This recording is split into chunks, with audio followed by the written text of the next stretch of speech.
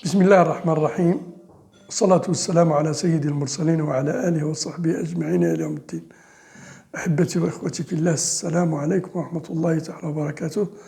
أسأل الله رب العرش العظيم أن تكونوا بخير وعلى خير في صحة جيدة وظروف حسنة، وإياكم إن شاء الله.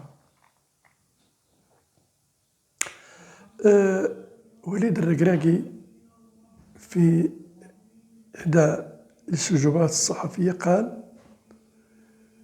بأن نتائج نتاع المنتخب المغربي في 2018 كانت عادية، لأن اللاعب مشاو قداو الأصدقاء ديالهم ووكلاء ديالهم، وكلاء اللاعبين.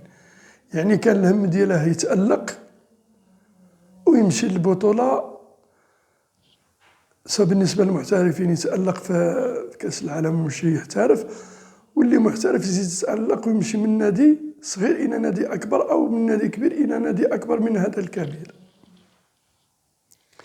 اليوم لعابة مشاو داو الوالدين ديالهم، وهذه بديرة الله يجازيك ودي السي الركراكي، الله يعطيك خير الدارين.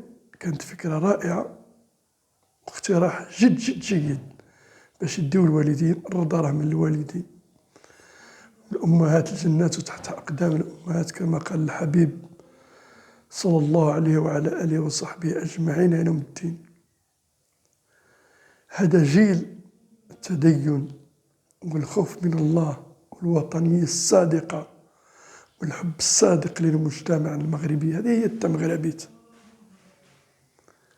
الحمد لله شتنا ما شتناش، ما بقيناش نشوفوا جيل نتاع المحرمات، نتاع السهر في الليالي وفي النوادي، تعاطي الخمر والشيشة. إنما شفنا جيل جديد يحب ملكاه ويحب وطناه ويحب شعباه، ويتمسك بالكتاب والسنة. شفنا الشباب المنتخب المغربي، أو بالأحرى عفوا اللاعبين المنتخب المغربي يخافون من الله. ونموذج أبو خلال اللي كان شفنا من خلال لقطات من بعض المقاطع يؤم بالمنتخب المغربي ويحفظ القرآن الكريم ما شاء الله، اللهم بارك وزده في ذلك. كذلك نصير مزراوي الذي قال في إحدى الاستجوابات أنه تأثر بالمرض دياله، وأن أمنيته أن يقرأ القرآن ويفهمه جيدا ويصبح إماما. هذه بشائر خير، بشرى خير. هذا جيل رباني يعد بالكثير. داروا لنا كرة القدم أفيون للشعوب، فإذا بها دعوة إلى الله، وخرج منها العجب العجاب ولله الحمد، سواء في 2018 في 2022 في قطر، أو من خلال حتى مقابلة